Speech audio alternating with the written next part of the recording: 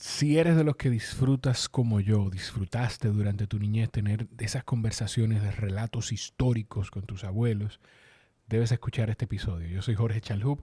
Este es mi podcast con la intención, esta conversación, igual que todas las anteriores, de aprender de las personas con quienes me siento a conversar.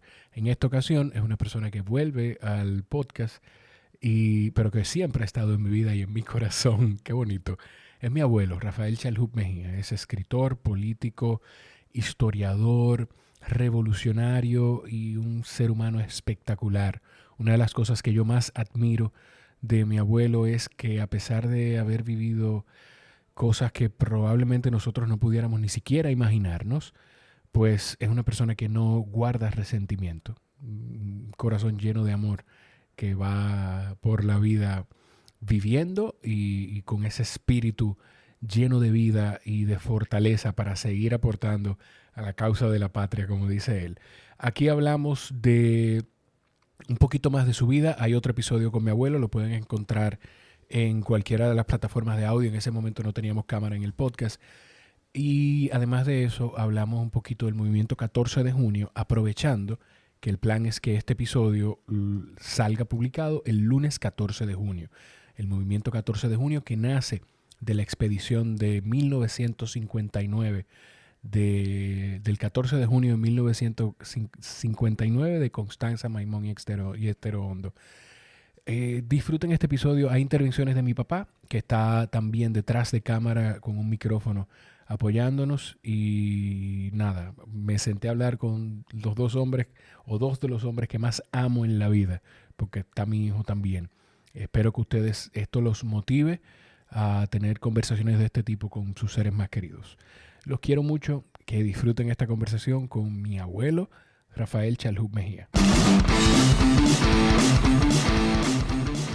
Tengo unas preguntas de las redes para el maestro. Que ya están aflorando. Sí. Acérquese un poquito más a la mesa ahí, maestro. O hecho para acá. También, pero es para que no se me salga del plano ahí de la cámara. Ahí. Y poder tenerlo. No, muy bien. Yo pero esto sí es moderno. Para que usted vea, estamos diferentes a como grabamos la otra vez.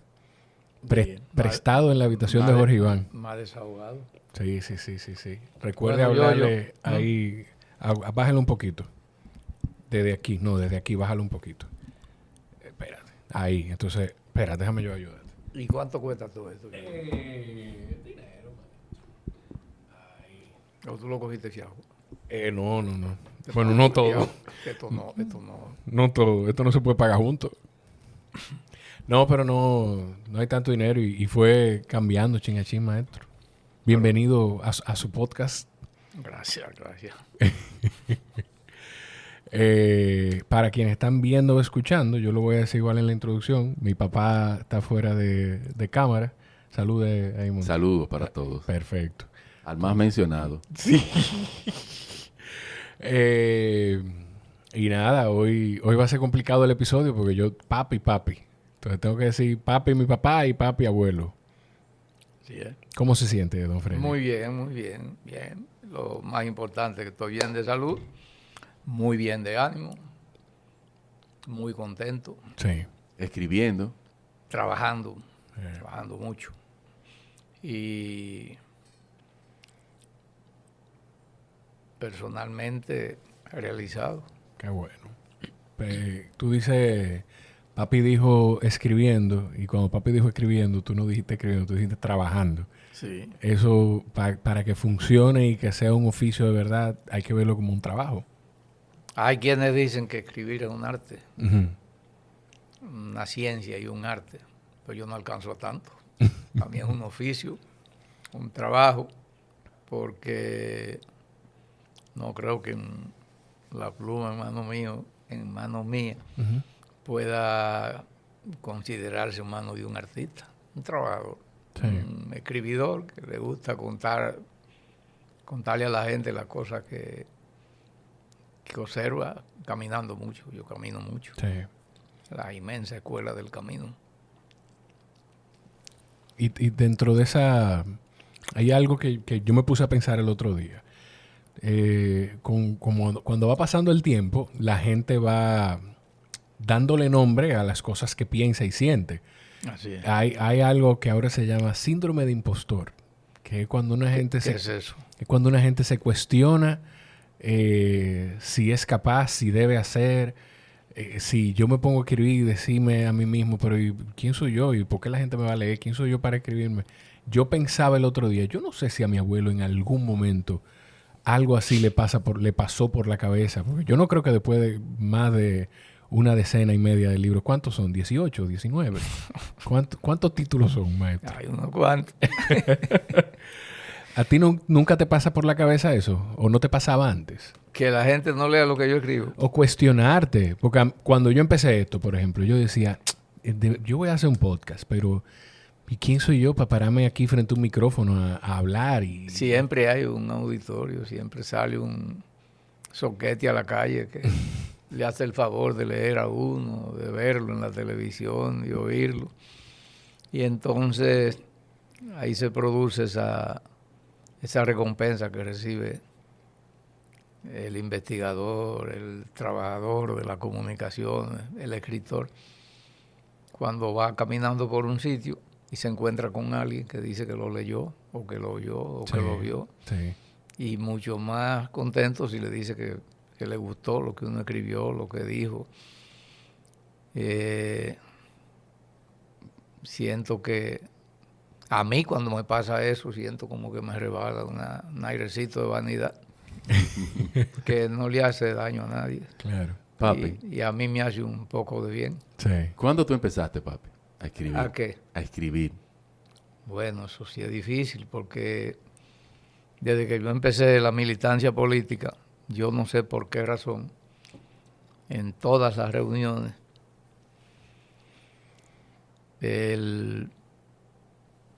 sin que los otros se lo propusieran, ni yo lo pidiera, la decisión de redactar la síntesis, de escribir el documento, de escribir el volante, de contar el relato de la reunión, recaía sobre mí. Okay. Yo no sé por qué. Y entonces me fue entrenando. Yo parece que tenía alguna vocación natural a la escritura y se fue cultivando. Entonces después la necesidad, Sí. que había que hablar. Había que hablar y había que decir cosas, había que criticar otras. Exacto. Dice Martí que la maldad no se cura sino con decirla. Y entonces hay que decir. Que No puede estar callado. Que cuando tú hablas de necesidad, tú hablas de la necesidad de levantar la voz, de decir no estoy de acuerdo, esta no es la forma correcta. O estoy de acuerdo. O estoy de acuerdo, Ahí. exacto. Sí. Respaldar también. Sí, cómo no. La gente que está escuchando, viendo, hay un episodio que grabamos hace 40 o 50 episodios del podcast, ¿verdad? Con mi abuelo también, donde hablamos muchas cosas de su historia, que quizá se toquen algunas aquí, pero si les gusta esta conversación, pueden enriquecerla más con aquella. En ese momento no teníamos video, pero está ahí en todas las plataformas de audio. A mí me llama mucho lo de... Tú dices que parece que tú tenías algo... Sí, una vocación. Una vocación. Sí. Pero la ciencia y los genes son maravillosos porque tú escribes. Sí. Paola escribe y muy bien. Sí. O sea, no lo digo yo, lo dice tú mismo, lo has dicho y lo ha dicho mucha gente. Me gusta David, perdona que te interrumpa, que Sí. tiene un estilo propio. Sí. Y los temas de ella son los de ella. Nadie puede decir que soy yo quien se lo hago. Entonces lo mando a publicar. Sí, Pues así es la cosa. Sí. Hay una prevención en la gente. No, eso es su papá que lo escribe. Sí, Y la verdad que no es así. Los artículos de Paola yo los veo cuando ya están publicados. Sí. Y un libro que ella escribió, un libro con temas completamente ajenos, que yo no podría abordarlo de ninguna manera. Y el estilo que tiene es un estilo bellísimo. Claro. Que no es... Y los razonamientos de ella, los juicios son... No, y la facilidad que tiene para escribir, para ponernos a leer como si ella estuviera hablando. Sí. O sea, eso Sí. es maravilloso. De modo que parece que los genes son los genes. Y mire que mi papá, si tenía poco de escritor, apenas estaba alfabetizado, no era tampoco un contador de historia. Uh-huh. A veces, pero de esos viejos que yo recibí las primeras lecciones de historia, Ujú. pocas veces estaba mi papá en ellos, en los grupos, Okay. que se sentaban a contar los cuentos de los hechos políticos, del folclore, de los misterios de la vida, de las cosas de la vida que habían pasado. ¿De cuáles años estamos hablando, papi? ¿De qué hechos? No, esos eran ancianos que venían del siglo XIX. ¿Qué tipo de cosas te contaban como la que nos contaba tú a mí, a mi hermano? Bueno, aparte de la que se inventaban, porque siempre en los campesinos y en la gente del pueblo hay una especie de mitomanía bellísima, bellísima, que la gente la usa.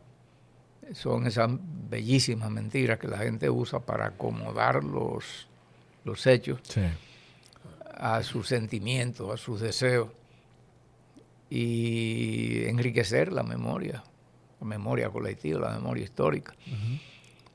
Entonces hablaba yo oí cuentos de los tiempos del gobierno de Lili, uh-huh, que el más largo de los gobiernos de Lili duró del 1883 al 1899, del 86 al 99, del siglo XIX. A Lili lo mataron el 26 de julio de 1899. Uh-huh. Entonces habían historias de eso, viejos marineros que, como yo me crié en la costa, contaban también sus hazañas reales o supuestas y las hazañas de otros. Hablaban de todo, sobre todo de las cosas del folclore, sí, las creencias, los mitos, las leyendas, los inventos de pleitos con fantasmas, con muertos, con peces en el mar, monstruosos, en fin. Y yo le hacía caso a eso y ahí yo recibí mis primeras lecciones de historia patria y fueron muy útiles porque muchísimos personajes de la historia que después me familiaricé con ellos, de la historia nacional, sí, y a veces de la historia mundial, que me familiaricé con ellos, o mejor dicho, cuando comencé a estudiar, uh-huh, ya esos personajes no me eran extraños, okay, porque yo lo había ido en boca de esos narradores. Si algo se te queda. Incierto, exagerado, pero se basaban en cosas que eran reales, claro, en personajes de carne y hueso, en hechos históricos, en fin. Entonces aprendí muchísimo. Tú sabes que una de las cosas que yo oigo constantemente desde que tengo uso de razón es el tema de que si nos olvidamos de la historia, tú has vivido tantas cosas. Tú tienes 70 y cuánto. Voy a cumplir mis primeros 80. Tus primeros 80 en marzo. El marzo próximo cumple los primeros 80 el sí, maestro. Mamacita. Entonces, en esos 80 años se viven diferentes etapas de un país que tiene una historia riquísima, sí, buena o mala, pero rica. Sí, muy rica, muy variada. ¿Hay algo que tú has... Muy intensa. Muy intensa. ¿Hay algo que tú hayas visto a través del tiempo que tú sientas? Tú mencionaste a Lilis. Yo recuerdo que a mí se me enseñó sobre Lilis, pero ¿hay algo que tú hayas visto a través del tiempo que tú sientas que la gente pudiera estarlo olvidando, que se le está... No, pero eso va a la carrera, el olvido de la memoria colectiva, el olvido de la historia, el descuido por eso. Por eso que yo escribo a veces, por temor al olvido. Porque especialmente las nuevas generaciones, uh-huh, cada vez se alejan más de sus raíces. Y no lo critico. No critico a esos jóvenes, porque es que hay una especie de bombardeo de ofertas, de provocaciones, uh-huh, que hacen, por un lado, que la gente vive el día a día, no se ocupe del pasado, por el otro, que pierda su identidad y su amor por las cosas de su patria.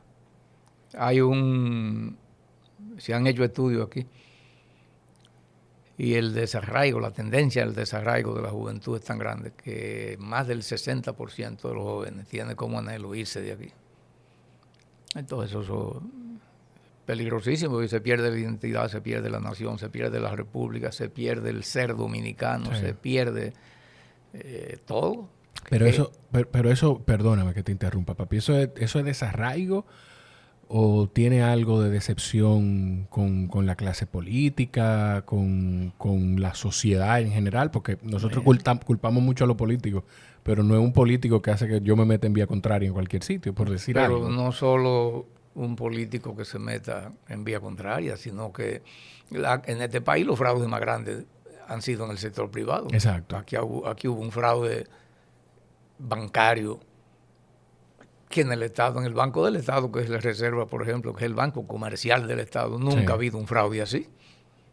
Sí. Entonces eso no es cuestión de lo político, porque esa es otra de las cosas malas que hay una prédica dirigida a la despolitización de la juventud, a matarle el sentido de pertenencia, de participación, Sí. el sentido del deber político que tiene de participar y luchar por construir una sociedad distinta a esta, en la que no ha encontrado espacio para la realización. Entonces que los políticos, que los partidos, que la cosa, pero todos esos empresarios, muchísimos comunicadores que tú vayas hablando contra los Que políticos, se prostituyen. se valen de los políticos. ¿Usted Sí. me entiende? El gobierno actual está lleno de empresarios, Sí. muchísimos empresarios, entonces no es cuestión de políticos, es una sociedad. La policía, Ujú. que hay que destruirla, que hay que reformarla, que hay que hacer todas esas cosas, pero que un policía se portó con violencia, que robó, que atracó, pero preguntémonos qué sociedad es la que manda esos policías a la institución. Claro. Entonces, ¿En qué ambiente creció el policía? Aquí hay un mal de fondo, no es que Exacto. se respalde ni que se justifique el mal comportamiento de nadie, pero sí hay que hacer conciencia de que aquí hay un mal de fondo, un mal social en el fondo del sistema que necesita arrancarse de raíz. Y eso nada más se arranca mediante la lucha política y, según mi concepto, mediante la lucha política revolucionaria para que esto cambie y pase a ser otra cosa. Cuando tú hablas de lucha política revolucionaria, si lo llevamos a acciones, porque yo oigo lucha política, o quizá mucha gente oye lucha política revolucionaria, y se imagina, vamos para la calle y entonces a tomar las armas. No, porque eso en cada momento depende de lo que haya que hacer. Claro. Para mí ahora mismo lo más revolucionario es tratar de democratizar la sociedad, de cambiar la justicia,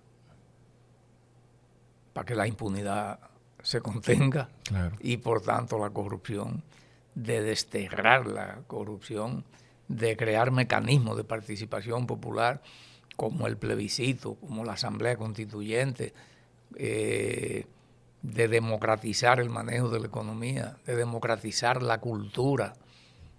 Aquí hay una concentración del trabajo cultural en la capital. Uh-huh. Y a nivel de provincia, ¿qué es lo que hay? No hay nada. El encargado de cultura de un pueblo tal, Uh-huh. ¿qué puede hacer un muchacho ahí que ni local tiene? Claro. Que tiene que pegarse del senador, que no cree en eso, o de la gobernadora, que lo que está pensando en sus cosas. Entonces, democratizar todo eso es lo más revolucionario ahora mismo, porque las condiciones para el movimiento revolucionario no permiten otra cosa, porque está muy débil. Y entonces, eso es ahora. Si en vez de haber un gobierno democrático, de libertad política, uh-huh, que hace propuestas de reforma, que los revolucionarios debiéramos acoger y tratar de profundizar, hubiese una dictadura militar que cancelara todas esas libertades y que estuviera persiguiendo, entonces hubiese que combatirla con otros métodos, y los revolucionarios no fuera de que vamos a cambiar la ley de plebiscito, si no vamos a tumbar esta dictadura, claro, con los medios que la situación demande, a veces con los medios de violenta que ella usa para imponerse. Entonces eso tiene su momento. Todo tiene su momento, y todos los métodos de acción política, revolucionaria, tienen que sujetarse a las circunstancias en las que esa acción se debe desarrollar. Comentando tú que todo tiene su momento, vamos a retraernos al momento en que tú tuviste que realmente tomar las armas para luchar. Sí, claro. Entonces, ¿cómo tú llegas ahí a ese movimiento, el 14 de junio? Muy fácil, eso fue casi automático. Cuando triunfó Fidel en Cuba, En el 59. 1959, 1 de enero, aquella revolución impactó a la juventud. ¿Cuántos años tú tenías, papi? 17. Pero era un hombre. Sí. Aunque fuera un hombre de 17 años. Entonces aquel impacto fue tan grande el de esa revolución que no hubo conciencia que tuviera algo de sensibilidad que no reaccionara. Esa revolución le enseñó a los dominicanos y a muchos pueblos de América que esa dictadura militar como la de Fulgencio Batista podían ser derrocadas por un movimiento armado. Y 6 meses después, desde esa Cuba liberada, vino una expedición guerrillera contra Trujillo, que fue aplastada, pero el impacto de aquel sacrificio fue tan grande que la juventud más consciente, Sí. más ilustrada, se sintió culpablemente emplazada porque no pudo hacer nada en apoyo a los guerrilleros. No podía, porque aquel régimen era tan terrible que se supo de la expedición a nivel nacional como a los 5 días de haber llegado el primer contingente. Estamos hablando de Maimón Esterondo. Constanza, Maimón y Esterondo. Es que yo escuché en algún material, escuché a don Fafa Taveras Sí, recordando Sí. Aquel momento, y él hace una historia donde dice, no sé por quién la escuchó o si estuvo ahí, pero él hace una historia donde dice que 5 días después del triunfo de la revolución en Cuba, sí. en casa de Guido de Alessandro. Guido de Alessandro, se dice Minerva, creo, Sí. Mirabal, pero si los muchachos en Cuba pudieron, ¿por qué nosotros no ¿Verdad que podemos? sí? Entonces eso fue así. Eso me impactó muchísimo. 6 meses después del desembarco o del fin de aquella experiencia.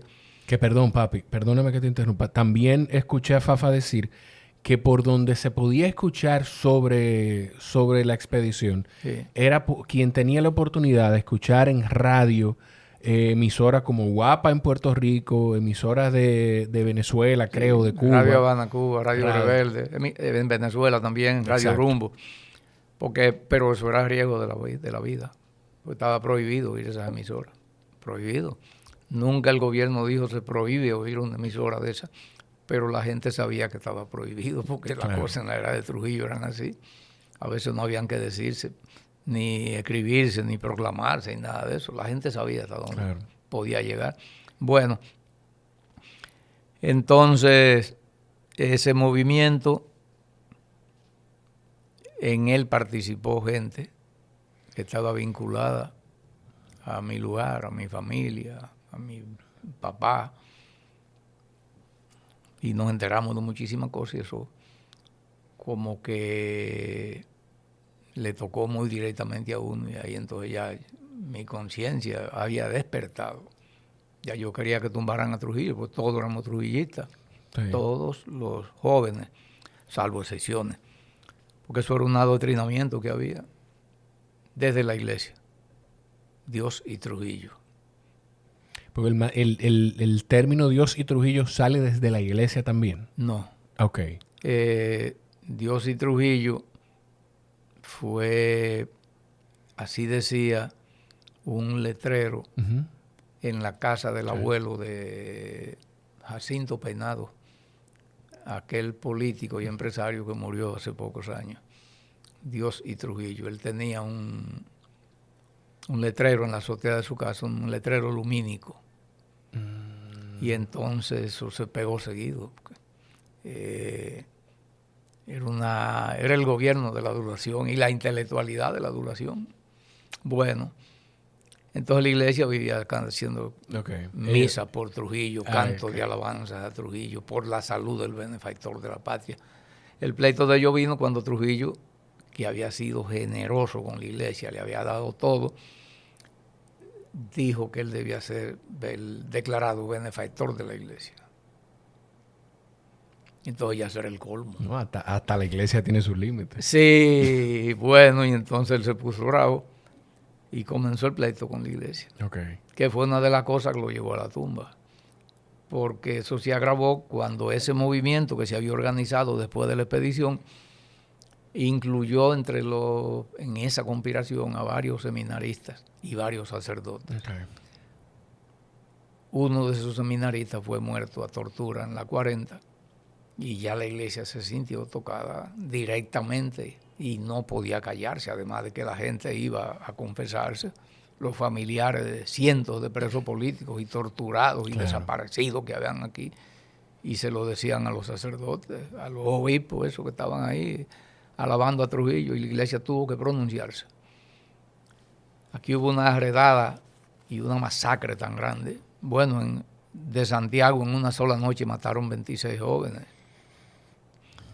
que la iglesia tuvo que romper ese silencio cómplice. Y entonces eso, como tenía tanto peso la iglesia, eso impactó mucho a la población. Comenzó la agresión sistemática y una campaña de radio, prensa, televisión contra los obispos, incluyendo algunos obispos extranjeros, como un español que se llamaba Francisco Panal, que estaba en La Vega, un norteamericano que se llamaba Monseñor O'Reilly, que era canadiense, que estaba en San Juan de la Maguana, a los padres de aquí, en fin. Y llegó un momento en que le metían prostitutas y paleros a la iglesia de La Vega, y entonces el obispo Panal organizó un grupo de defensa con garrotes y cosas de católicos que decían viva Trujillo, por ejemplo, pero iban a pelear con los paleros y los calieses y la prostituta y a defender al obispo. Bueno, entonces en medio de esa efervescencia que rompió una paz de los cementerios que Trujillo había impuesto a punta de terror, eso fue un ambiente muy propicio para que yo me incorporara al sentimiento antitrujillista. Formaba parte de un núcleo, no de un núcleo de acción ni de acción política, porque no se podía, un núcleo de criticones y de inconformidad. Entonces, cuando mataron a Trujillo, salió a la luz ese movimiento clandestino al que pertenecía Minerva como figura principal y Manolo, su esposo, como presidente. Y entonces ese movimiento salió a la luz pública. Y esa figura de Manolo, esa aureola de valor, de sacrificio, de martirio, era un atractivo muy grande para la juventud. A ti se te dobla un poquito la voz cuando tú hablas de Manolo. Se te dobla un poquito la voz cuando tú hablas de Manolo. ¿Tú estuviste cerca de él? No, personalmente no. Yo no tuve ese vínculo, aunque él visitó mi casa. Hice un recorrido. No voy a decir que hicimos un recorrido juntos. Pero hice un recorrido con él. Te escucho, dale. Por los campos del Nordeste. Me encontré con él, asistí a esa gran concentración que hubo aquí en junio del 63 frente al Parque Independencia, que en ese tiempo nada más de Nagua sí, vinimos creo que 20 vehículos cargados de gente. Se estimó en 80,000 personas la multitud que se congregó ahí. para oír un líder de la izquierda revolucionaria, el más grande. Bueno, entonces, lo conocí personalmente antes de que él fuera allá, estuviera por casa, en un momento muy, como te diría yo, muy crucial y muy importante de la vida, que fue cuando yo me encontré en octubre de 1962 con la doctrina marxista-leninista, con la teoría del comunismo. Y entonces, aunque es anecdótico, bien vale la pena decirlo. Claro. El 14 de junio decidió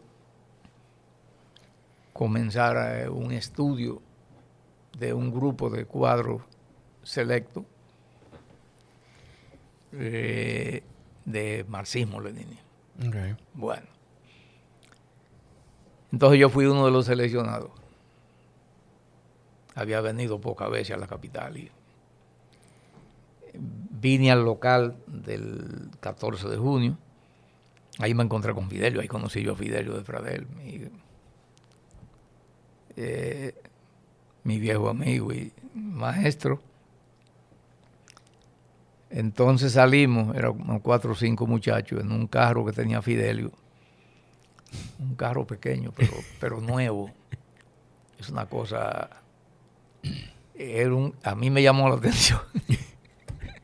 Un pariguayo del carro. Que el carro tenía como una rayita, una lucecita. Sí. Verde. Sí. Entonces cuando pasaba como de 80 se iba poniendo amarilla.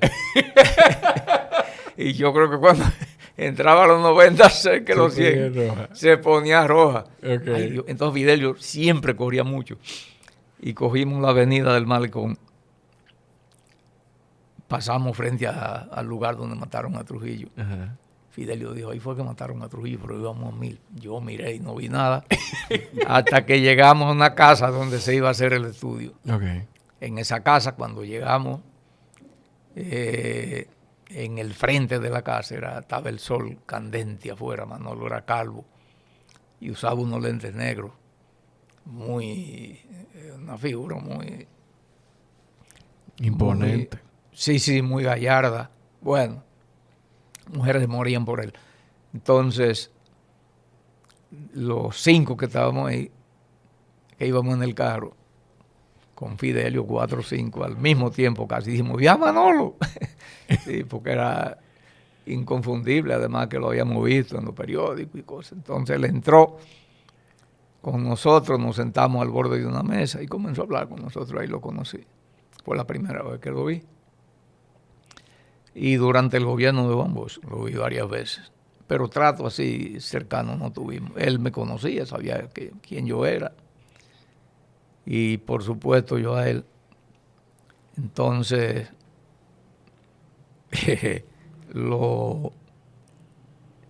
pero trato así personal, ¿no? Sí, Más okay. tuve con Fidelio. No, pero claro. Sí, en esos tiempos, que era el secretario de organización y muy vinculado a la base del partido, y con un dirigente casi anónimo todavía que se llamaba Polo Rodríguez, que era el cerebro activo de la preparación de la lucha armada dentro del 14 de junio. Era el jefe de un aparato que se llamaba la infraestructura.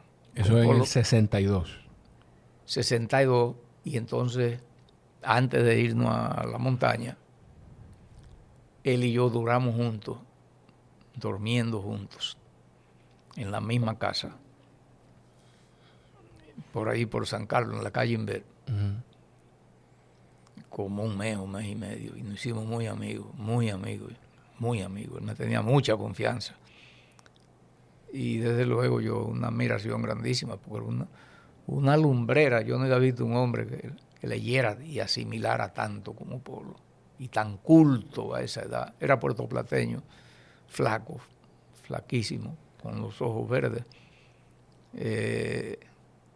Muy buen muchacho, Polo, un gran tipo. ¿Cómo se le explica, papi, a la gente que en el 62, a quien no está Sí, familiarizado con la historia. Exacto. Puedo un traguito. Pero, maestro, pero eso es suyo. A la salud de los televidentes. Sí, Sígame diciendo.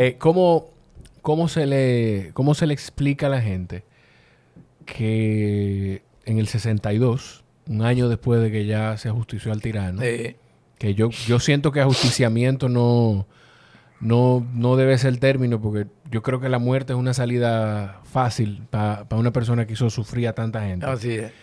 Sí, pero con él se hizo justicia. Sí. Está bien. Bien muerto y bien matado. Sí. ¿Cómo se le explica a la gente que en el 62 estuviéramos hablando de armas? Estuviéramos hablando de... Sí. Bueno, porque teníamos ejemplo de Cuba. Teníamos ejemplo de Cuba. Y entonces uno hacía una asociación de la situación de Cuba con la de aquí. Okay. Un tirano, un país de mayoría campesina, una historia tan cercana como la de Cuba y República Dominicana. Un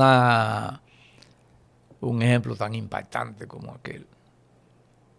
Y no era el momento de lanzarse a las armas, pero uno ve eso ahora. Claro. Imagínate, eran los campesinos de la era de Trujillo que habían sido adoctrinados durante 31 años y domesticados por el terror, que temblaban, como yo lo vi temblar, al simple grito de llegó la guardia. Entonces, ¿cómo tú incorporas a un campesino a una lucha armada contra el ejército? Pero eso se ve ahora. Es muy fácil ver con los ojos de hoy las cosas del pasado. Claro. Entonces, ¿qué más pasaba? Que nosotros no teníamos experiencia política y mucho menos experiencia militar. Aquí había una cosa que era el servicio militar obligatorio para el de Trujillo, que era con un fusil de palo que entrenaban la gente. Que por cierto me salvé yo de hacer el servicio militar obligatorio porque me tocaba empezar el 1 de junio del 61. Y a Trujillo lo mataron el día 30 de mayo, bueno, en la víspera. Y entonces esa carga, que eran 6 meses marchando, sin llegar a ningún sitio. 6 meses marchando. Ven acá, papi, una pregunta. Viendo... hay otras preguntas que yo quiero hacerte, porque hay mucha gente que no... Pudiera sonar hasta absurdo, pero yo sé que hay mucha gente que no separa, que no ve como dos cosas distintas, la expedición sí. y después el nacimiento del movimiento. Mucha gente lo ve como todo, que la ideología, la idea es una sola, sí. Pero son dos hechos separados. Pero antes de eso, ¿cómo llegó la noticia de la muerte de Trujillo donde sea que tú estuvieras? Tú estabas en Agua. ¿Y cómo se vivió dentro de la población? ¿Qué fue lo que tú recuerdas haber visto? Lo primero que no había Twitter, ni Instagram, ni Facebook, ninguna de esas cosas. Mándame la nota de voz. A veces nada. Y lo otro es que este era un país oprimido, sin voz. Aquí no se podía hablar. La experiencia cotidiana de la lucha y de las cárceles y esas cosas, ni siquiera eso se podía compartir, ni con la familia siquiera. Porque eso provocaba un terror tan grande. Además que ese régimen prostituyó la familia también y convirtió la delación en un mérito. Padres que negaban sus hijos, si eran señalados como antitrujillistas, hacían cartas públicas repudiando sus hijos, o a su hermano, o a su papá. Esto tiene que ser lo demás. O sea, para poner en contexto a la gente, sí. Tiene que ser algo... El adoctrinamiento, como tú dices, la opresión, el terror, tiene que ser tan grande. No, eso no. Porque yo no me imagino a mi papá en una situación de decir, yo destierro a mi hijo porque yo alabo. O sea, yo no me imagino eso. Pero también pienso en la situación de un papá, pensar en su hijo, en el que está en esa situación, pero en su mujer, en los otros hijos, en lo que queda de la familia. Que la familia entera quedaba condenada. Claro. Al general Cipriano Bencosme, los campesinos lo decían, tal vez por acortar el nombre, Ciprián Bencosme, que era un general mocano, que fue el último caudillo que se levantó, no fue, Ciprián fue en el 31, sí, el último, porque Desiderio Arias lo mataron primero. Al contrario, Ciprián Vicome fue en el 30, Okay. Desiderio Arias el 20 de junio del 31. Bueno, Qué memoria. persiguieron sus hijos, el último de sus hijos. Se llamaba Boil Antonio Camacho Bencosme, hijo de una señora llamada Juana Bencosme de Moca. Sí. Lo fueron a matar en el 59 a Nagua. Allá fue huyéndole al fantasma de su propio apellido y de esa herencia de persecución que tenía. Y parece que hizo algún comentario un domingo bebiendo en un bar. Ah, tú comentaste Sí, algo de eso cómo en no. la otra vez que hablamos. Sí, un ser muy querido, le decíamos cariño. Cariño. Sí, Me acuerdo, sí. Entonces, eso era inconcebible. La gente se rendía a ese terror porque que era muy difícil evadirlo, era muy difícil. No se justifica que el padre niegue al hijo, pero Es que acababan con tu descendencia. ese era un terror muy grande. Entonces, para terminar Sí. la idea anterior, era un país que no estaba preparado para una lucha armada, ni mucho menos. Imagínate, el transitor apenas comenzaba a entrar a los campos, el radiotransitor. Campesino aterrorizado, aislado, analfabeto, con un 70% tal vez de analfabetismo. Pero nosotros creíamos que sí, que era posible hacer aquí lo que se había hecho en Cuba, que era una realidad completamente distinta. Entonces, lleno de nobleza, nos lanzamos a esa empresa que costó la vida de Manolo, que descabezó de paso al movimiento de izquierda y le causó una baja que todavía a lo largo de 57 años no se ha podido reemplazar.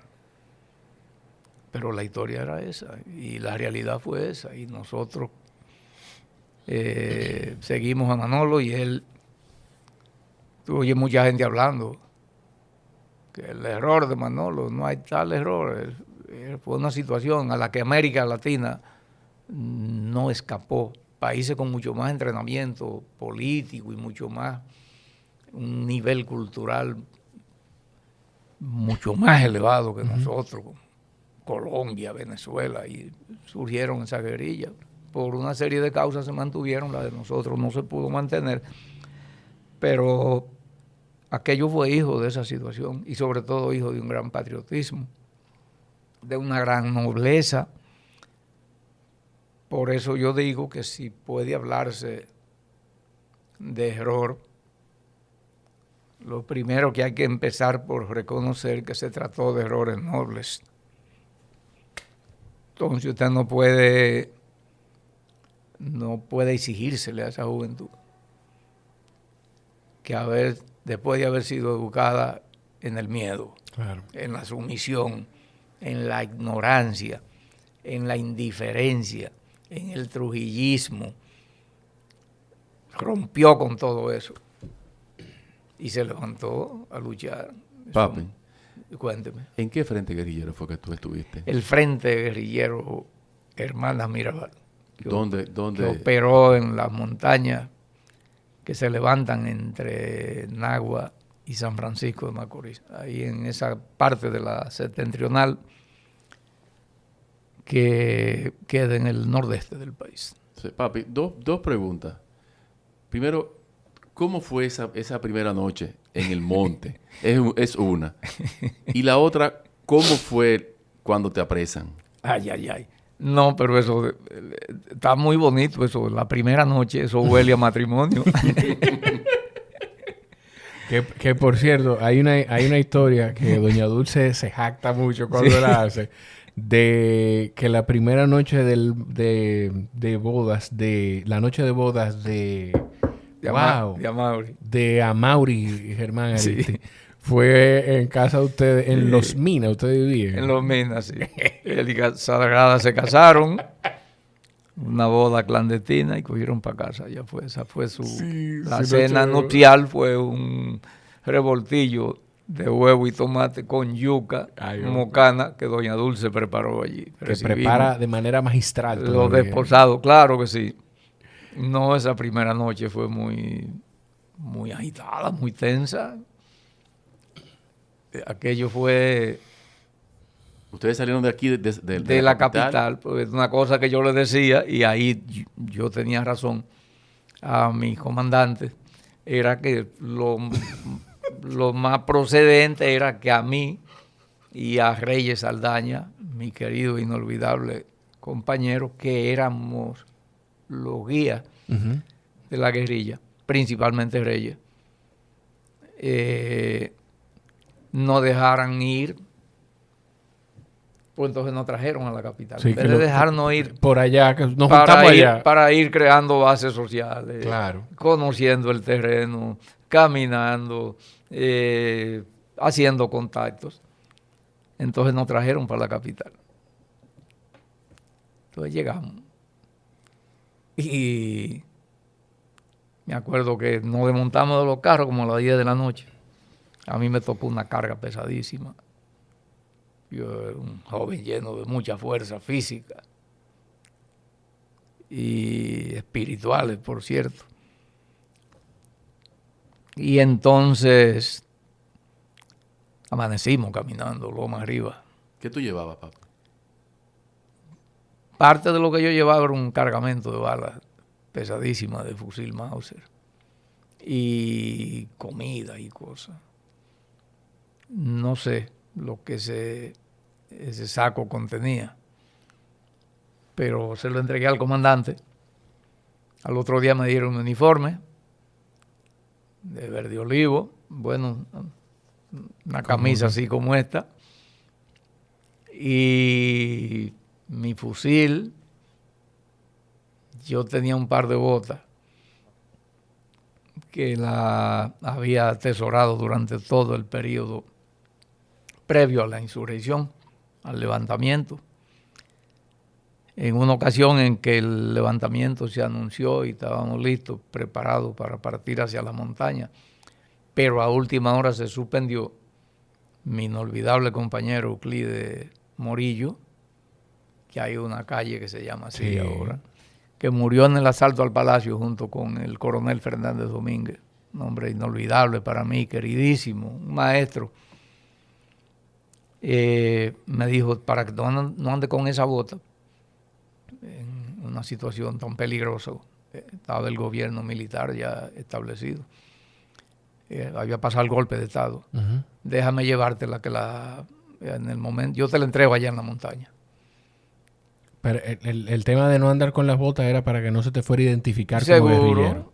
Un muchacho caminando con una bota militar en ese tiempo, fuera puesta o fuera en la mano, como era el caso. Y entonces cuando llegamos allá al día siguiente, que yo me quito mis zapatos para calzarme, se le han olvidado la bota. Ahí estoy yo descalzo, que no se consigue un guerrillero descalzo. Después de la cabeza, puede decirse que lo más importante de un guerrillero son los pies. Claro. Entonces yo tenía un par de zapatos bajitos con los que había caminado la noche antes. Y estaban deteriorados, pues eso es irresistible. Las caminatas en la montaña son muy fuertes, muy difíciles. Y no encontraba qué ponerme.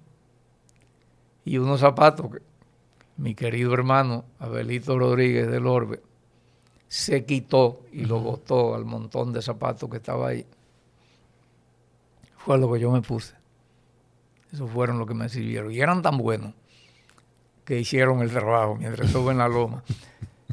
Caí preso con ellos. ¿Qué día, papi? ¿Qué día fue ese? Yo caí preso como el 8 o el 10 de diciembre, como a los 12 o 14 días de estar en la montaña. Y eran tan buenos que al salir de la cárcel me lo llevé conmigo y se lo regalé a un campesino de mi lugar que arreglaba zapatos, era un zapatero remendón.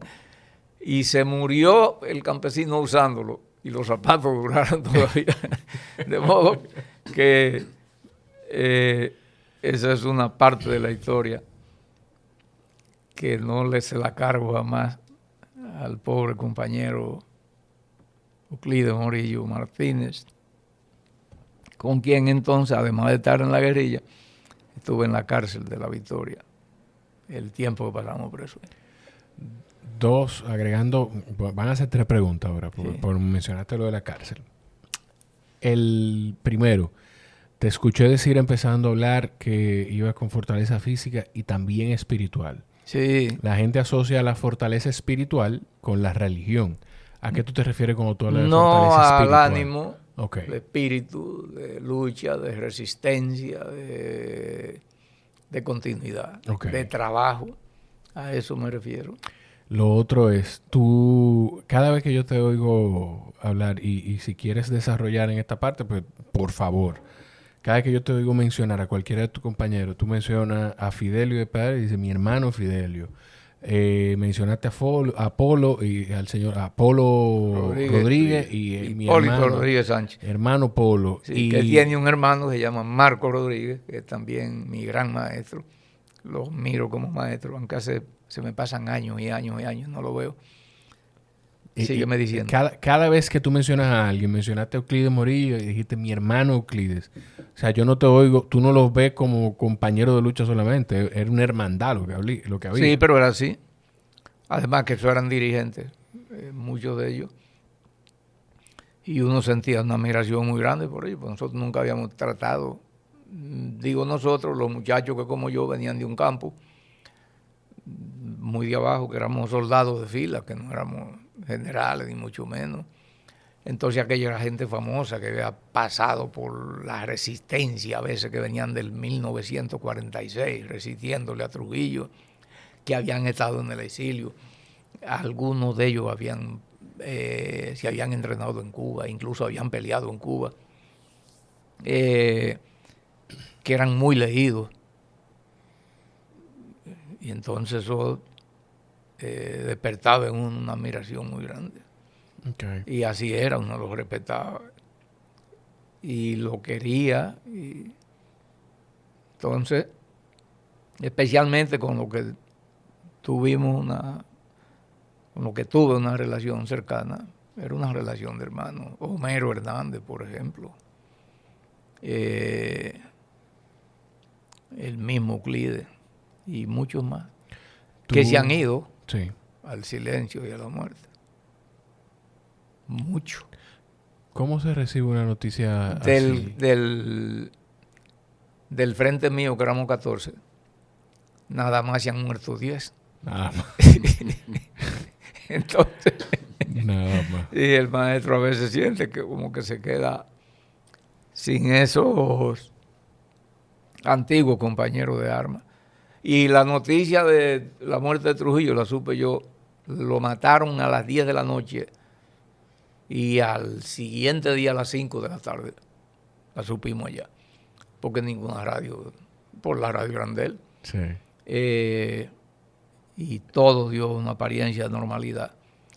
Entonces, no sé cómo se supo en Agua, un compadre de mi papá, Sí. y entonces mandó al hijo de ese compadre que fuera donde su compadre. Es un lío de compadre. Sí, Leoncito Fermín le dijo a Federico Ricci, que era hijo de don Fello, que era el amigo más cercano de mi papá, vete allá y dile a mi compadre Fello que anoche mataron a Trujillo. Y entonces Fede llegó allá un miércoles. Él iba los viernes porque estaba estudiando, ¿verdad? Y nos llamó la atención. Yo cogí para allá a abrazarlo, como siempre lo hemos hecho. Y entonces ya nosotros éramos antitrujillistas, de boca por lo menos. Sí.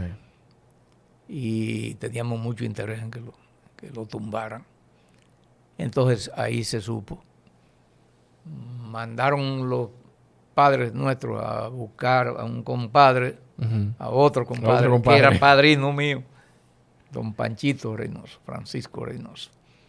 Y bueno, entonces se pusieron a conversar. que si era verdad o era mentira. No faltaba, porque se juntaron 4 o 5 personas, y no faltó quien dijera que eso podía ser un gancho de Trujillo a ver quiénes eran sus amigos. Y todavía años después, en esos campesinos más atrasados y más oscuros, persistió, algunos murieron con la creencia de que Trujillo estaba vivo y que se prepararan los que estaban celebrando la muerte de él, que ojalá yo estar como usted se muerto, y que vendría casado con la reina. No se sabe con cuál reina, porque en España no había reina. Bueno, entonces ahí prendieron el radio y pusieron una emisora de Puerto Rico. Okay. Y en un lenguaje muy poco convencional, el locutor dijo, hablando de Trujillo, que al pájaro le habían limpiado el pico. Fue verdad que lo mataron. Si este señor está diciendo eso de esa forma. Sí. Ay. Así eran las cosas. Entonces, imagínense.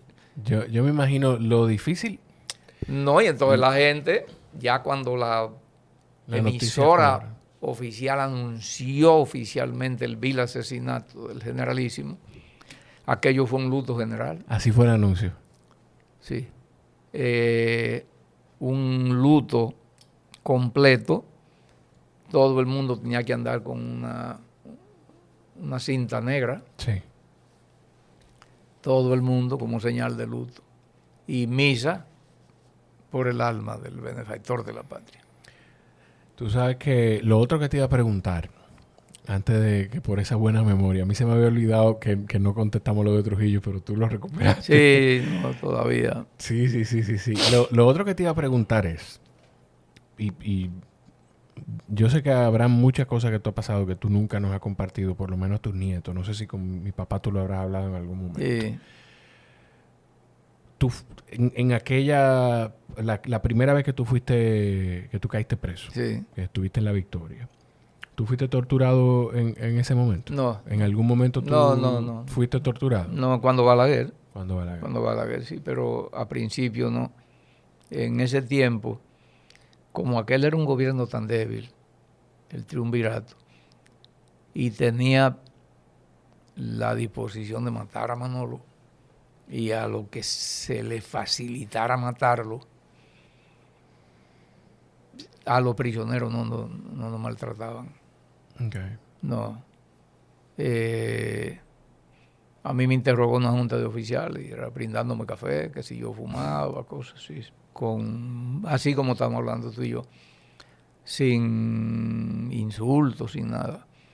Después me encontraba yo con algunos de ellos. En fin.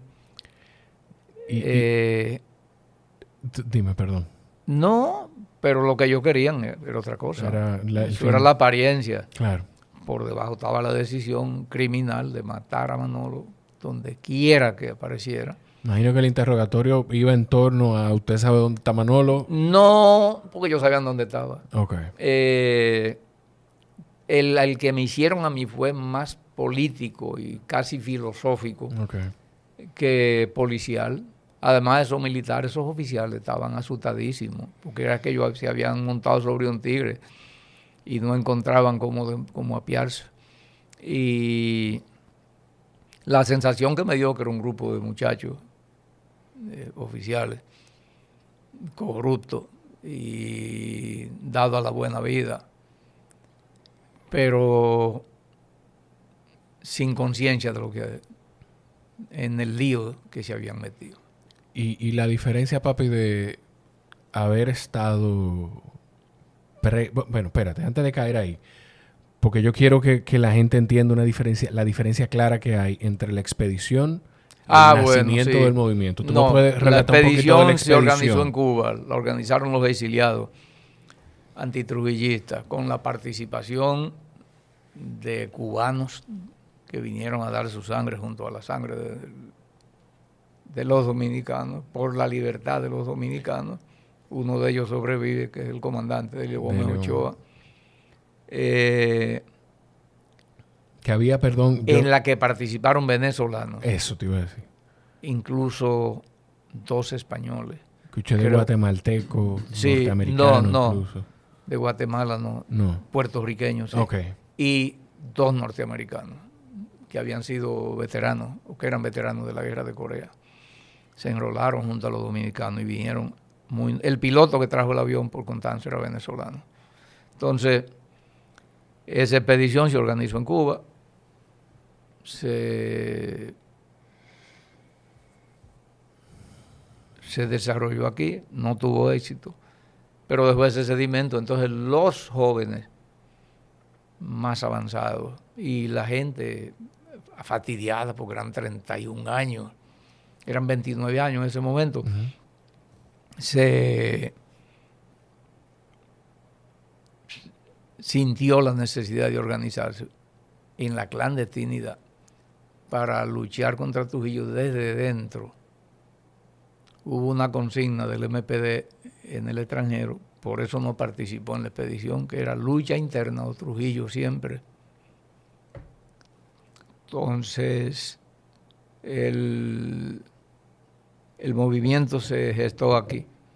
Aquel movimiento, principalmente de capas medias urbanas, incluyó a gente muy cercana al poder.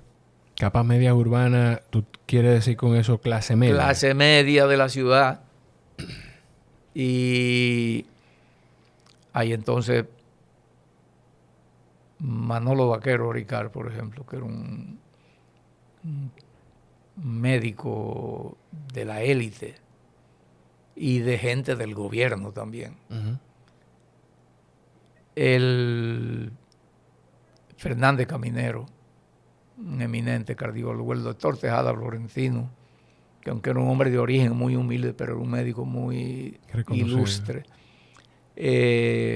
Moncho Inver, que era el presidente de la fábrica de cemento, los hijos de Bonelli, de esos Bonelli, que Bonelli era uno de los cerebros del trujillismo, sacerdotes, es decir, el gobierno quedó. La alta burguesía ya estaba envuelta en eso. No era una conspiración de fulano que lo encontraron hablando mal del gobierno, que dijo que Trujillo era feo. No, era... No había nadie gritando, bajó bien luego. No, se dice, cuenta José Israel Cuello, que estuvo preso en la 40, que cuando estaban interrogando a uno de los presos, que mencionó la gente que estaba envuelta en el complot, uno de los torturadores del CIN le preguntó al que estaba dirigiendo los interrogatorios, que era el marido de Angelita, la hija de Trujillo, buscamos esa gente, y él dijo, no, ese es el gobierno, porque era gente del mismo gobierno. Muy adentro. Sí, muy de adentro. Bueno, entonces, así fue que ese movimiento surgió. Fue una consecuencia, una continuación bajo otra forma de la expedición. Nació de ahí, esa fue la fuente de inspiración que tomó la expedición de junio, del 14 de junio de 1959. Pero fueron dos cosas distintas. El movimiento nació 6 meses después, en enero del 60. El 10 de enero del 60 se le dio una conformación, una dirección ya. Se nombró y se en una asamblea en Mao, en la finca de un hacendado llamado Charles Bogart, donde concurrió gente de todo el país. Porque ese movimiento extendió sus células al país entero y a todas las clases sociales, obreros, campesinos, intelectuales, universitarios, empresarios, todo. Entonces Trujillo, yo supongo que los mismos organizadores del movimiento fueron sorprendidos por la amplitud social que aquello había adquirido y el gobierno mucho más sorprendido, porque aquello fue una orgía de sangre y de violencia. Y Trujillo entró en crisis porque para él era inconcebible que los que habían sido adoctrinados en su magisterio se sublevaran, que la población que la había redimido y había rescatado del caos y de la guerra civil y del atraso, se levantara a luchar contra él. Y entonces cayó en un estado casi demencial. Fíjate que mandó a matar a esas 3 mujeres, que Sí. aquí eso no se usa, no se usaba a lo largo de la historia. Aquí mató Santana, María Trinidad Sánchez.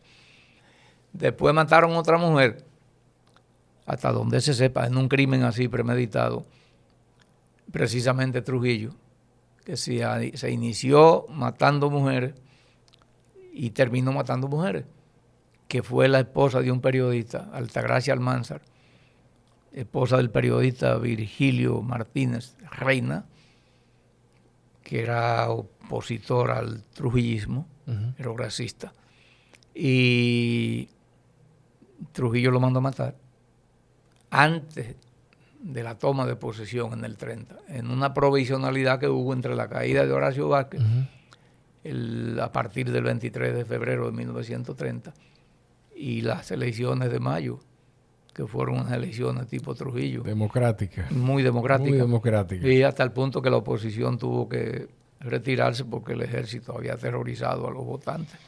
Entonces, en ese periodo, mandaron a matar a ese periodista, poeta, un gran orador. Y los asesinos penetraron a la casa, mataron a Virgilio Martínez Reina en San José de la Mata y mataron a su esposa que estaba embarazada. Wow. Entonces de ahí mata a la Mirabal. Fíjate que a lo largo de la historia, esos crímenes así planificados desde la presidencia son escasísimos. Y esos crímenes que matar, involucran mujeres. No mandó a matar una, sino 3. Y a su acompañante, Rufino de la Cruz. Sí. Entonces, entró en un periodo muy errático. En vez de alivianar la cosa, se puso a pelear con la iglesia. Persiguió sacerdotes, deportó sacerdotes. Y organizó entonces un atentado contra el presidente de Venezuela, Rómulo Betancourt. Sí. Imagínense lo que es que un presidente de aquí, que el presidente que tenemos ahora, busque un grupo de delincuentes y organice un atentado con explosivo contra el presidente de Venezuela o de Cuba. Sí. No, y además de eso, creo, ayúdame con el nombre, que él mató a una persona en territorio americano.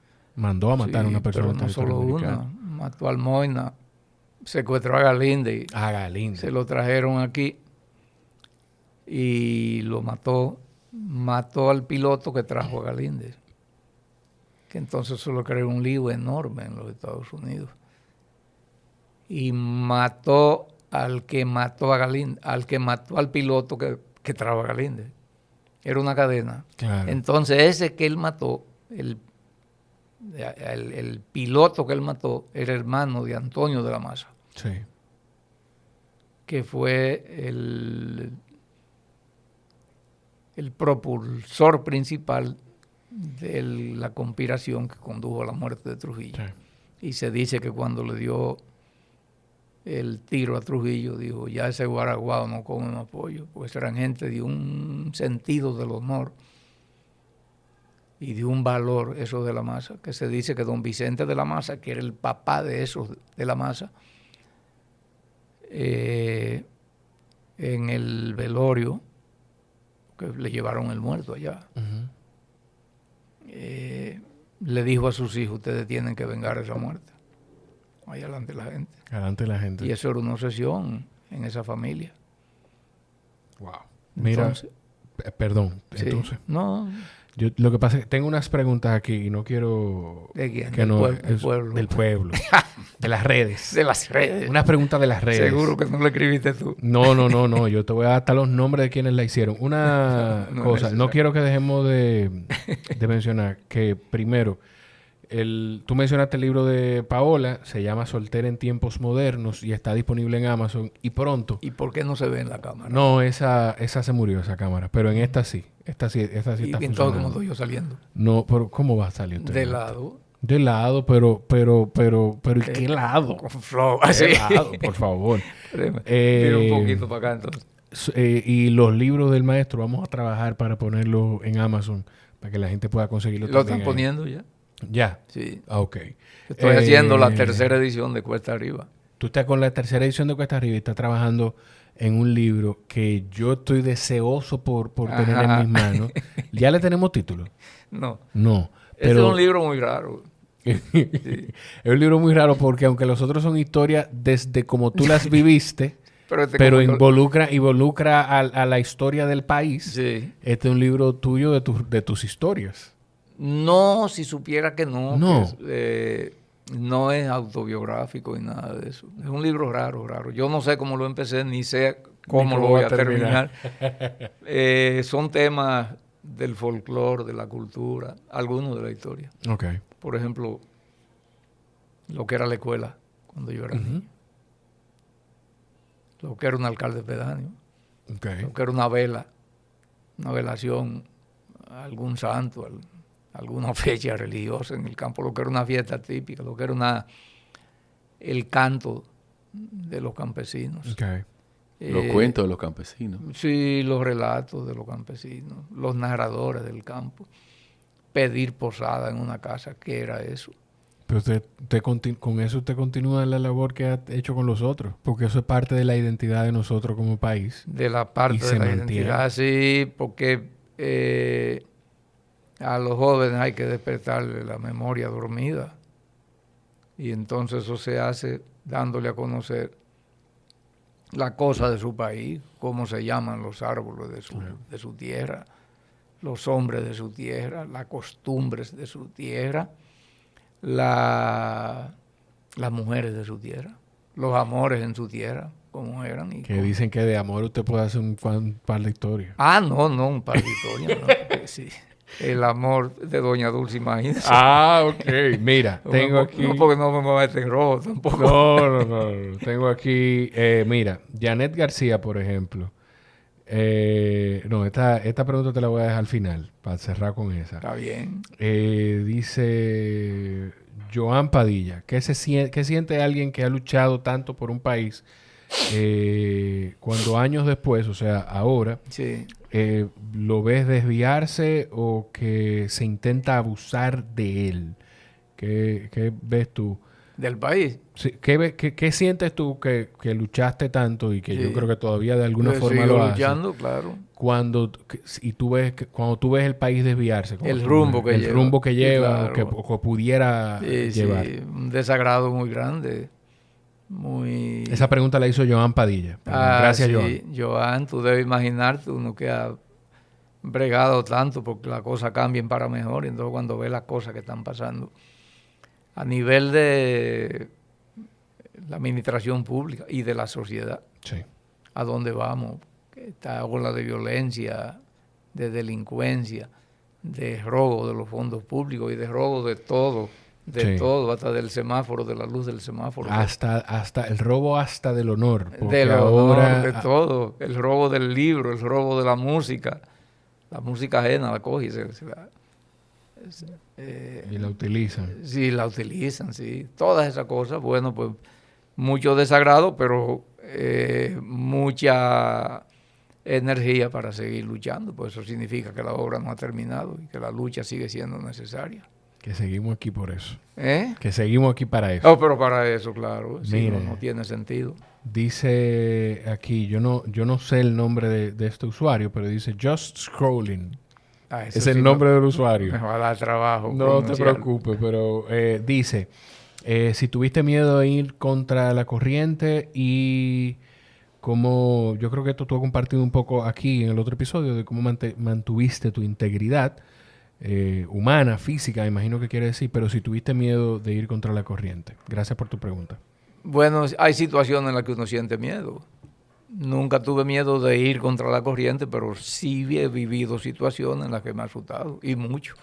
Sí, porque eso es. Dime una. Pues yo no sé por qué, pero quizás es porque yo he crecido y para mí tú eres como un superhéroe, pero yo no te imagino con miedo. No, porque el miedo es animal. Lo que yo he tenido es dominio de mi propio miedo. Eso sí. Maestro, Sí. pero No, pero así. Pero imagínese, usted lo tranca un grupo de 30 policías de los cacos blancos. sí. No los cacos negros de ahora, sino aquellos temibles cacos blancos. 26 hombres en un cuarto de baño. 26 hombres. Y la orden del oficial que lo comanda. Muchachos, al menor indicio, funcionen con unas macanas que parecían bates de eso de Samuel Sosa. Sí. Entonces, usted no puede decir que usted estaba contento. Lo que pasa es que usted tiene dignidad, tiene principio y tiene un poco de valor, y entonces usted controla su miedo. Pero hay gente que yo puedo mencionarle el nombre, el hijo Antonio Blanco Peña, el viejo Blanco Peña, yo como que nunca... Aparentaron. No, como que no conocí el miedo. Reyes Saldaña, mi compañero, ya muerto. Qué valor personal, Dios mío. Negro Peña, que estaba vivo ahí, como que no se asustan. Carlos García y García. Farú Castillo, ese que está ahí. Fafa Tavera. Que son hombres como que si están durmiendo y lo despierta el peligro, en ese instante caen de pie y se enfrentan al peligro. Eso es una cosa terrible. Entonces, eso no conocen el miedo, pero a mí, en ocasiones, ese peligro me ha impactado y me ha despertado el instinto de conservación. Sí. Es una cosa muy humana, muy animal, Sí. pero he tenido la voluntad de enfrentar esa tendencia al miedo y dominarla, y entonces mantener el valor y sobre todo la dignidad, porque de eso se trata. La dignidad. Mira, dice Janet García, esta es la otra pregunta que te dije que iba a dejar como para hacer la de las últimas de esas. ¿Cómo mantiene vivo ese espíritu cómo mantiene ese espíritu tan vivo? Sí. ¿Cómo usted mantiene ese espíritu tan vivo, lleno de energía? Lleno de energía. Qué bueno. Bueno, porque pienso en jóvenes como ella, como Janet, que me desafían a mantener ese espíritu. Segundo, porque no tengo odio, no tengo amargura, absolutamente. Siento una felicidad inmensa, que no me he manchado a lo largo del tiempo. He sido fiel al ideal que yo abracé cuando joven y lo mantengo. Entonces, ¿por qué razón vamos a desfallecer? Y porque quedan demasiadas cosas por hacer. Aquí se consiguió la libertad política después de morir Trujillo. Se perdió con el golpe de Estado militar del 25 de septiembre del 63. Quisimos recuperarla con la guerra de abril, cuando el pueblo con los militares constitucionalistas como vanguardia se lanzó a rescatar la constitucionalidad y las libertades que esa constitucionalidad garantizaba. Se perdió esa oportunidad, volvió y se perdió la libertad política durante 12 años, fatídicos y sangrientísimos, pero se recuperó y entonces hoy la tenemos. Entonces, a pesar de la conquista de esa libertad política, aquí quedan las injusticias, la corrupción, Sí. el atraso, la antidemocracia, la cultura trujillista del ejercicio del mando, que desde que alguien consigue un carguito no responde el teléfono. No, y tú dices lo de la cultura trujillista y yo recuerdo, yo siempre he estado rodeado de gente mayor que yo, siempre me he juntado con los amigos de papi cuando tengo oportunidad. Sí, yo siento, y quizá de ahí mismo es que yo siento la necesidad de ir aprendiendo de la gente con la que me siento a hablar y se dice, y perdóname, que cuando se muere un anciano se incendia una biblioteca. Sí. ¿Sabe cómo es? Porque eso es una fuente de conocimiento. Un yacimiento de historias, de conocimiento, de tradiciones, claro, de vivencias que están ahí. a veces la despreciamos. Y entonces eso se pierde. Por eso mi libro sobre el merengue se llama Antes de que te vayas. Antes de que te vayas. Se basaba en muchísimos testimonios. Se basa. Es uno de tus libros del merengue, porque ahí está, por los caminos del merengue, Sí. está por ahí. La segunda obra sobre el merengue. Lo que te iba a decir es que, y dentro de ese círculo de personas adultas, mayores que yo, con quienes yo me he rodeado, siempre escucho decir que aquí todavía se vive la cultura trujillista en sentido incluso de que se mantuvo en los 12 años del Balaguer. otro tirano, de Sí. Balaguer. Cuando la gente está hablando de algo y te va a contar cualquier cosa, baja la voz. Sí, el temor al gancho. Sí, la gente Fue- te está diciendo algo. Y tú Eso sabes lo que fue- pasó porque la Sí, policía. eso fue objeto de estudio de psiquiatras incluso, como el doctor Zaglul, que escribió un libro titulado 1500 locos y escribió siempre sobre el temor al gancho del dominicano. Él cuenta que le preguntó a un pintor, ¿qué es un gancho para usted? Ujú. Dice que usted esté pintando una casa y se encuentre una papeleta de 20 pesos en el suelo.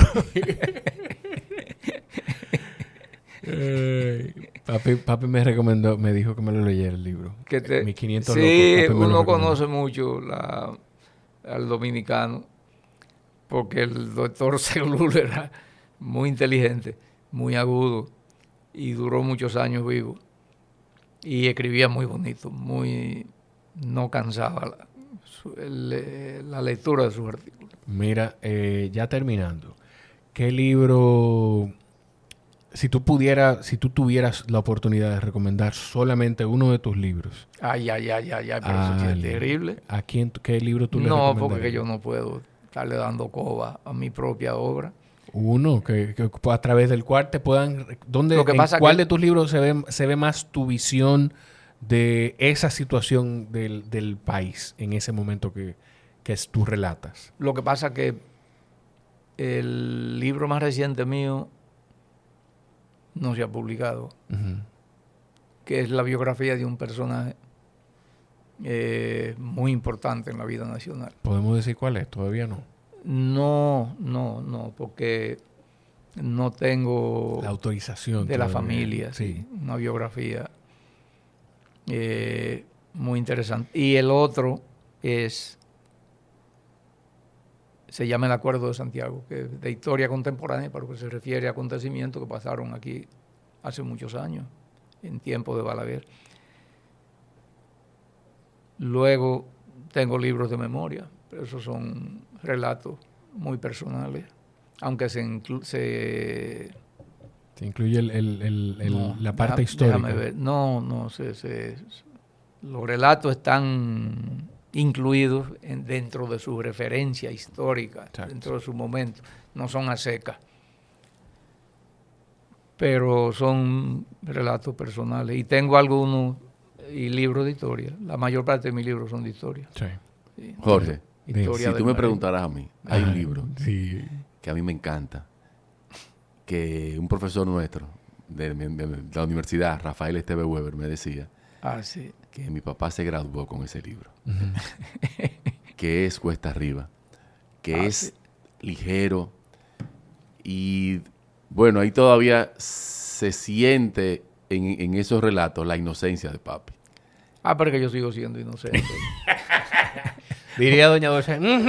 Sí, sí. Sí, inocente. Porque luego vienen otros libros, Ujú. todos muy buenos, no porque sea papi, pero de verdad me encanta como papi escribe, porque él mete pone a uno dentro Sí, de la, de de la situación. de la situación, y yo siempre le he dicho que él se me parece mucho, guardando la distancia, a Gabriel García Márquez. Bendito sea Dios. Pero eso es una irreverencia, Juan Miguel. Bueno, está bien, Esa es una pero opinión muy imparcial. la muy de mi parcial, hijo, vamos a sí. decir muy parcial, pero muy donde imparcial. La de mi hijo, No. muy neutral. Muy neutral, muy objetiva. Sí, como la de Doña Dulce. Sí. Bueno,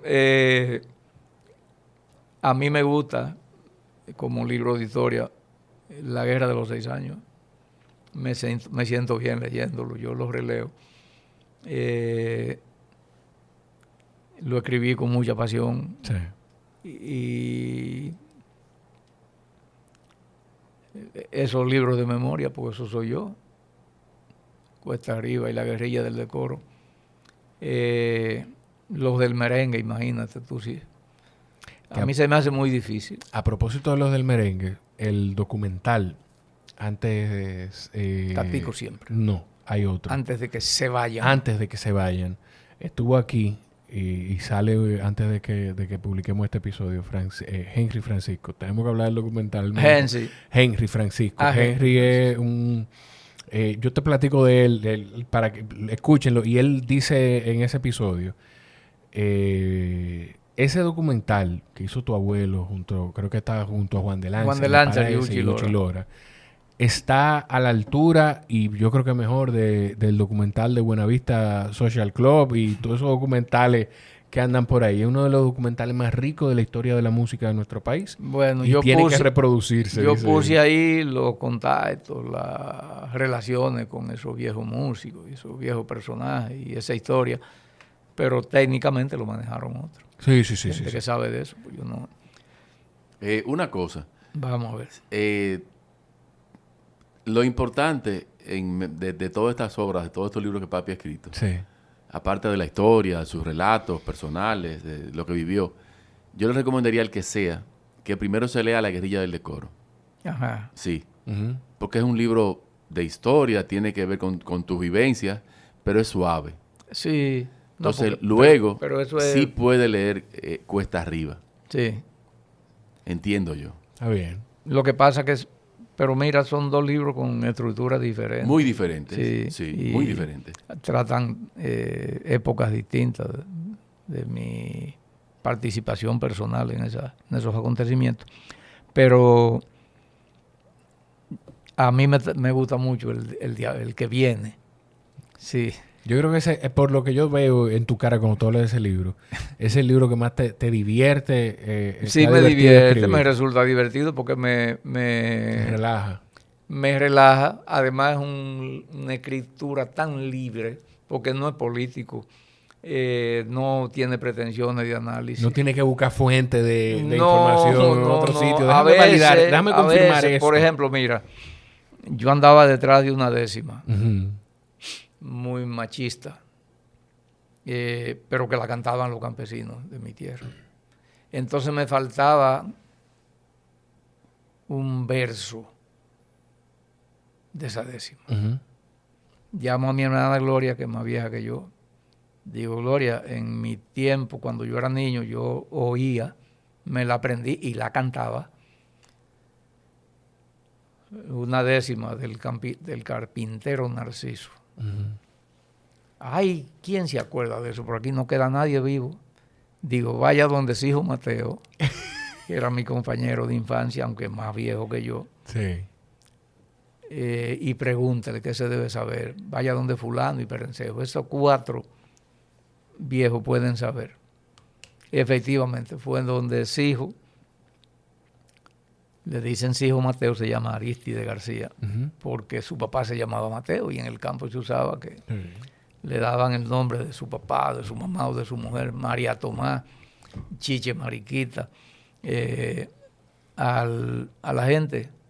Bueno, entonces, ahora hace pocos días pasé por allá y vi a Sijo y le di la gracia. Y le pregunté cuántos años tiene 88 años. Wow. Oh, sí.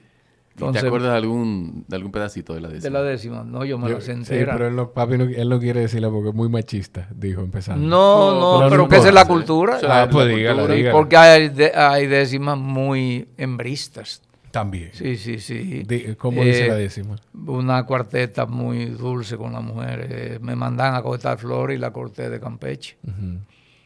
¿Cómo no te voy a querer boquita de dulce leche? Te quiere una cosa más bella y más rendida ante la mujer. Pero entonces hay décimas machistas. Al carpintero Narciso se le murió su mujer. Uh-huh. Y fue tanto su querer que una de madera hizo. Se la llevó al paraíso y la amarró con cadena. La metió a una alacena, la trancó en una alacena y ahí también se la pegó. Y desde entonces digo yo que ni de palo hay mujer buena. Papi, La gente se va a cansar viendo. No, hombre, ¿quién se cansa? Además, esto yo lo hago para mí. Ya, yo no sé, bueno. ojalá la gente lo vea y lo escuche y lo comparta, pero yo lo hago para mí. De verdad, gracias. Yo espero, ojalá no. Yo espero que esta no sea la última vez que nos sentemos a hablar. No, por mi parte, no. No, seguro que no. Primero en mi agenda no está morirme por ahora. No, ni nosotros perderte. Vencí en singular combate al COVID-19. Sí. Que a mis años, eso es casi una hazaña.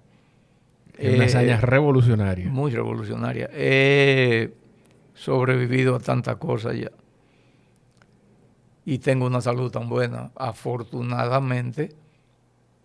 Claro, una salud que se le debe a los cuidados de Doña Dulce. Y eso que se sepa. Y eso hay que decir eso hay que mucho. dejarlo escrito porque no quiero entrar en equivocación. Entonces, claro que vamos a hacer una tercera entrevista con un entrevistador demasiado complaciente como el nieto, mi primer nieto al que lo llevo aquí. Sí. Que así sí son buenas esas entrevistas. A veces yo veo entrevistas que son así, pero que tienen tan poca delicadeza que el periodista le hace la pregunta y él mismo y le ayuda a responder. Sí. A veces es que nos ponemos nerviosos. A veces nervios. A veces gente que no tiene la conciencia. A los peloteros a veces le hacen eso a sí mismo. Mira. No, gracias a ti que me deja hablar de estas cosas. Especialmente por eso, porque la juventud oiga estas experiencias y le coja amor a su tierra, amén, amor a sus ríos, a su paisaje, a sus árboles, a su historia, que es riquísima, a los personajes de la historia, no solo a los que tienen nombre y fama, sino también a esa legión anónima, que es la que hace la cultura, la que hace la historia, la que hace el folclore y la que sobre cuyos brazos se levanta la riqueza del país. Así es. Le dejo a los oyentes, ¿cómo se llama la radio? Jorge Chalhub Podcast. A los televidentes o de estos no son televidentes. Sí, hay televidentes y hay escuchas, y hay radio escuchas. Pero nosotros, el término es a la comunidad del podcast. A la comunidad del podcast. Sí. Le dejo un mensaje de mucha esperanza y de mucho optimismo. Seguro que sí. No, mira, yo no sé, se nos pasó el episodio, no lloramos. Yo pensé que yo iba a llorar en algún momento, yo no sé si tú lloraste. Pero sí, yo no sé qué tanto nosotros te lo decimos, pero todos. Y yo puedo, aquí yo creo que esta es de las pocas veces en la que yo puedo hablar por mi papá, por mis tías, por la familia, por mi hermano, por toda la familia. Porque tienen que quererme. Y por los que por toda la gente que te conoce, quien no te quiere porque no te conoce.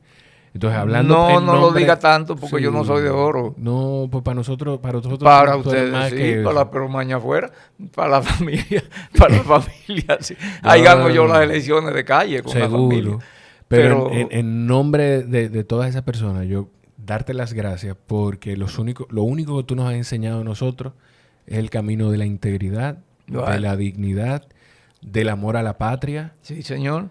Y la responsabilidad de llevar el nombre, primero para mí la responsabilidad de llevar el nombre de tu papá, sí, y de llevar tu apellido es enorme. Y poder, yo lo que quiero es que mi hijo crezca y tenga la oportunidad de admirarte y valorarte como lo he hecho yo, como lo hace mi papá y como lo hacemos todos. Así va a ser. Gracias. Vamos a ser grandes en llave. Gracias por tu ejemplo. Jorge Iván y yo vamos Seguro a ser. Que sí. Seguro que bueno, sí. Gracias por tu ejemplo y por tu cariño. Así mismo. Nada, señores, gracias a ustedes por estar ahí también. Ojalá hayan disfrutado esta conversación con mi abuelo. Motívense ustedes, aunque no la puedan grabar. Y si pueden grabarla, grábenla, súbanla y quédense con ese material. y tengan este tipo de conversaciones también con sus abuelas, con su papá, con su mamá, que seguro hay muchísimas cosas que todavía no han tenido la oportunidad de aprender a través de ellos. A ustedes también los quiero mucho. Nos escuchamos en la próxima. Bye bye.